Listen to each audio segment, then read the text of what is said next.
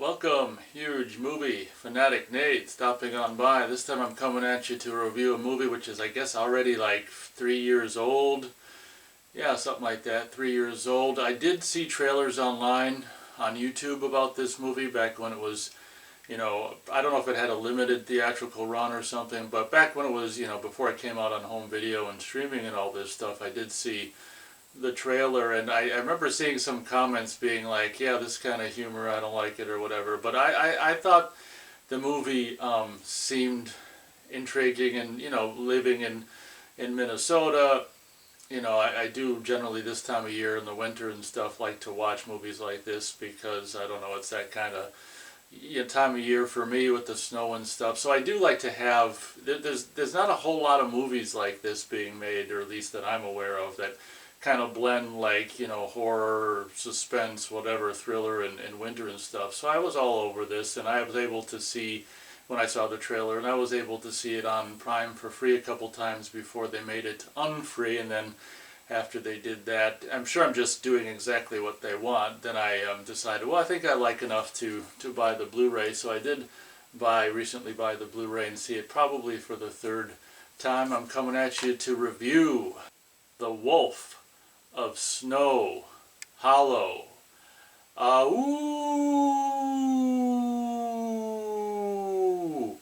It should be said that I'm recording this in March, mid-March 2023, and this is what it looks like. It's still like, you wouldn't even know it's March. A lot of times in, Marches of the past, sometimes the snow was all gone, sometimes the frogs and toads were croaking by now. Sometimes, you'd see little things sprouting. Right now, this is what it looks like. Complete and total snow cover, 1, 2, up to 3 feet deep in spots. I think it's right now, it's actually below freezing right now, and we're looking at a low in the coming days of like 9 degrees Fahrenheit. And this winter, this spring, or this whatever, late winter in Minnesota this year, 2023, is absolutely just, it's kicking our ass, kicking my ass, our ass, all of our asses, and just snow and more snow. And it's not even like warm enough to even melt much snow. And anyway, I'm bitching. That's kind of the reason why, the videos are few and far between right now, just because I'm like, this time of year is generally when you're trying to thaw and stuff, and it's just like winter will not let go. So it's just like, oh my God, what a perfect time to buy and review The Wolf of Snow Hollow. So let me get into it. Basically, this movie stars and is written and directed by Jim Cummings, and I've never heard of this guy or seen him before that I'm aware of. And one thing that's struck me when I first saw the trailer 3 years ago or whatever was that there's all, as I've covered before in so many videos and reviews, there's all kinds of different subgenres of like comedy and stuff and humor and stuff. And this kind of humor, it's for me, it's like borderline. I can see why people would call it annoying or whatever. It's like borderline, going towards annoying, but also not being so annoying. It's humor that I think is more or less funny humor, kind of sarcastic, dry humor. So I don't know who the hell this Jim Cummings guy is. Like I say, I've never heard of him before, but that doesn't mean anything. I'm not really tuned into popular culture. That's why I still got somewhat of an IQ left. But yeah, at any rate, I do find this guy's humor and style of writing and making this movie relatively good. One thing, actually my least favorite part of the whole movie, ironically, is the opening credits, where it's just a bunch of like helicopter and or drone shots of the snowy mountains of Snow Hollow, and just credits, and just like slow moving shots of the mountains. And what I hate about the opening credits is there'll be some shots that are just upside down for like no reason whatsoever. Not only do I dislike the upside down shots of the snowy mountains, but I hate the dissolves, it dissolves from shot to shot. And I hate the kind of the thing that the stylistic thing they do in the opening credits is, not only do they dissolve from up, right side up shots of snowy mountains to upside down shots of snowy mountains, but then there'll be seen, shots of dissolves that never fully materialize, like the 3 kind of dissolves that never become one image for any amount of time before they dissolve to something else. Like, I have no problem with dissolving, but I hate the kind of dissolves that are like unfinished dissolves in any way. The worst part of this movie, in my opinion, strangely enough, is the opening credits, but once you get past that, all's well and dandy. I'm not going to do a beat by beat just because it's mid-March in Minnesota and it feels like it's mid-January, and you know, I'm surprised they even got myself, you know, together in front of the camera and it's winter studio enough to even do a video. But I'm not going to do a beat by beat, but what I will do in regards to reviewing this movie is just share my thoughts on it, what it's kind of like a review does. But one thing I like about this movie, overall I really like this movie, having seen it probably for the third or fourth time, and first time on Blu-ray.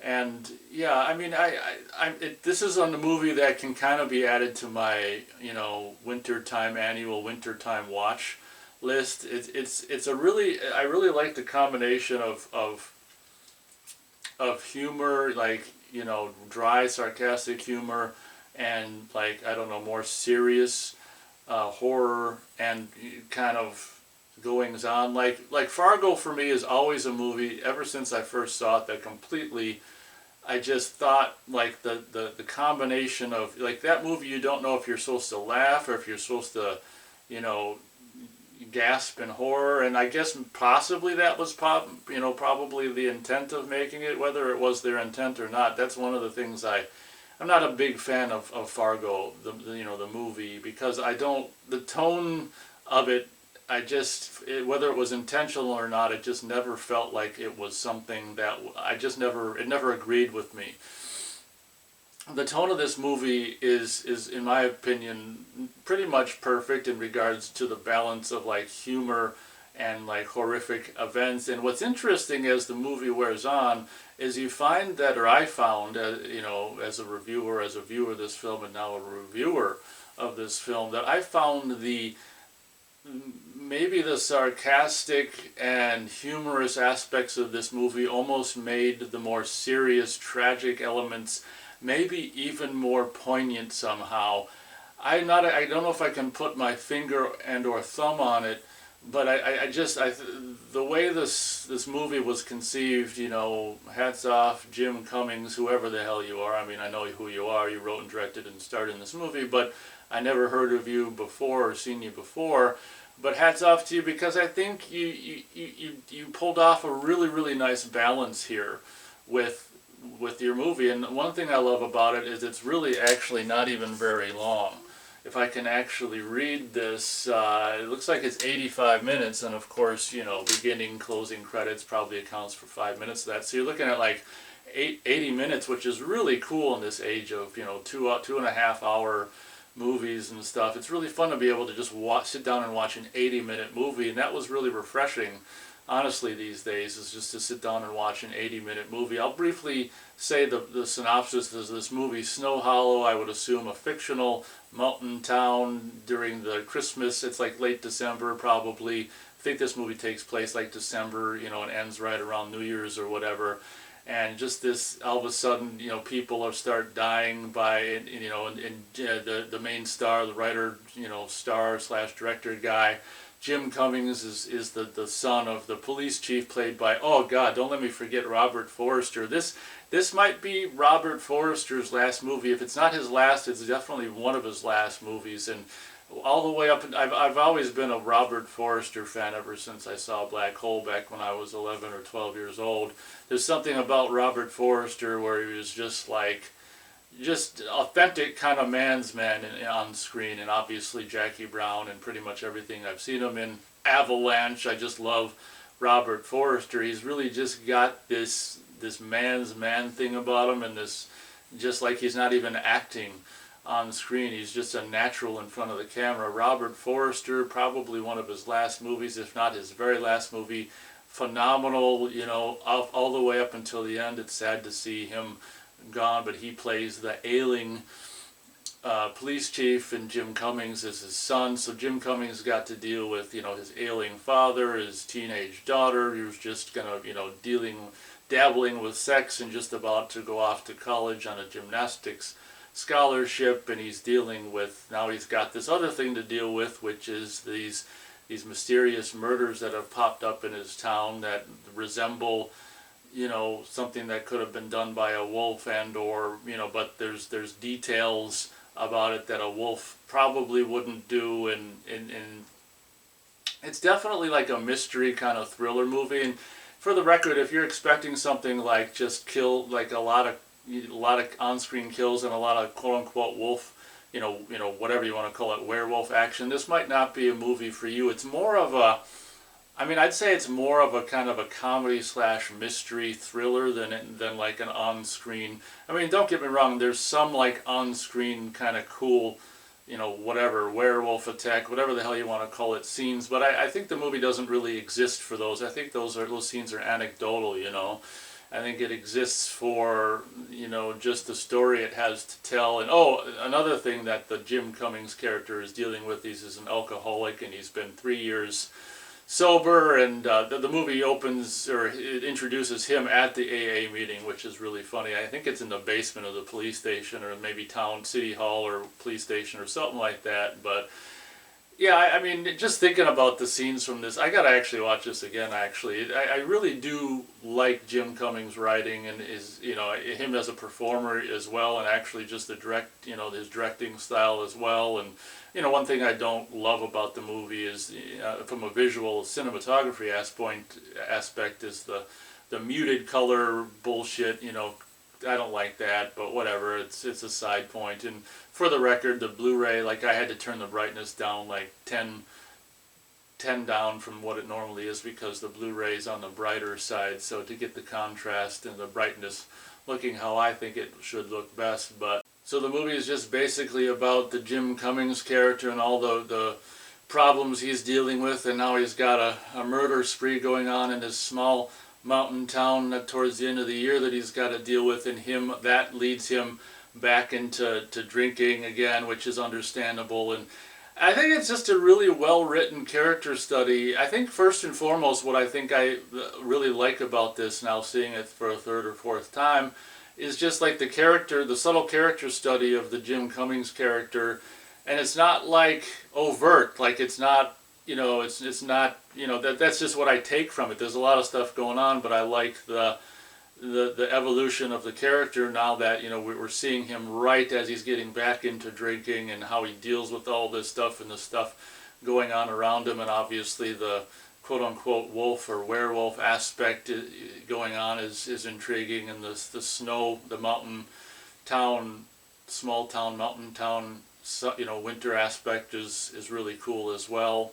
So, that's basically the movie. I don't really feel like doing a beat by beat of this movie. It's not necessary, obviously. I'm not going to spoil anything about the movie. It's really kind of cool what ends up happening towards the end. And I really like towards the end scene when stuff gets, when stuff really goes there, how the end scene's got like the Christmas music playing in the background during more, maybe tense scenes or whatever. The Christmas music, I think, is actually in the location that the scene is taking place at. But then later on, towards the end of the movie, in one of the last climactic scenes, there's like, the should all acquaintance be forgot and never brought to mind. That's just me, just overly sick of fucking winter at this point, mid-March 2023. I'm a little cabin fever at this point, just a little bit insane. But that's tune with just the instrumental is playing during the last kind of climactic whatever, good versus evil scene or whatever. And just I've always liked that kind of thing where you've got like more happy or kind of positive kind of music playing during a scene that might not be a happy or positive scene. I always think that goes really well. And I just think that Jim Cummings, or Cummins, I don't know how the hell you pronounce his last name, but I just think him and I have the same kind of mentality, because I really just like as I said, the mixture of humor, like dry humor and peril, horror slash peril slash whatever, mystery, intrigue, whatever the hell you want to categorize this movie as. But it's a really fun movie as it just unwinds a lot of fun, just sarcastic, dry humor if you're into that. A lot of that in this movie. Um, the star rating is difficult. You know what? Jesus, let's just go for it. I think upon my third or fourth viewing, whatever the hell it is, I think I'm just gonna go for it. 4 stars out of 4 stars for Wolf of Snow Hollow. I don't think I felt that about it the first time I saw it necessarily, because possibly the dry, sarcastic humor might be a little bit abrasive on the first time viewing, but when you know what to expect going back into it, it's not as abrasive. So yeah, I'm gonna fully recommend this. 4 out of 4 stars for Wolf of Snow Hollow, or something that'll probably be added to the annual wintertime watch list, along with the likes of whatever frickin' The Thing or Thing from Another World, certainly Airport, these kind of winter movies, Avalanche, whatever else I'm not remembering at this specific time and place right now in front of the camera. But yeah, if you like whatever, just this kind of movie, mystery, whodunit, werewolf, film, movie, digital, when are we going to stop calling movies films? Because there's just a small percentage of them that are actually shot on film these days. So this is, we can just call it a movie or a digital. This is a short, quaint little digital.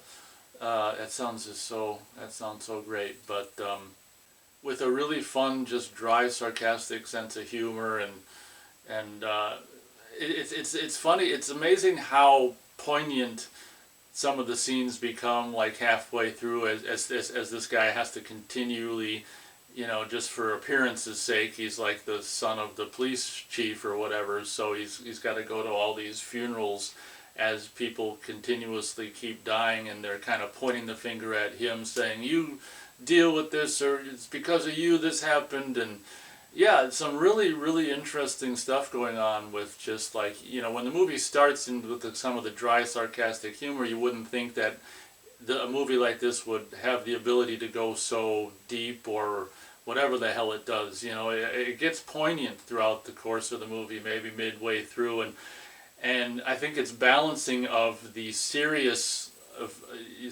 goings on with the humorous goings on is absolutely impeccable, and hats off to Jim Cummins, however the hell you pronounce his last name. Highly recommended film if you can see it for free, or even if you gotta pay, a few odd dollars to see it or whatever. If you know my channel, if you know my mentality and my tastes and stuff, and maybe you're a viewer who's been watching this channel for years and you pretty much have my tastes down, maybe you feel that's the mid-March fucking winter, that's just my fucking brain just being so sick of winter. But maybe you feel confident enough based on my recommendation to go for it and spend a few dollars to either watch it and or own it or whatever. But I think at this point I'm rambling. Thank you very much for watching this review. And you can be sure that if I don't go completely insane and end up in a nut house somewhere in frickin' South America, preferably, I'll be back at you with another video one of these days. Thanks for watching.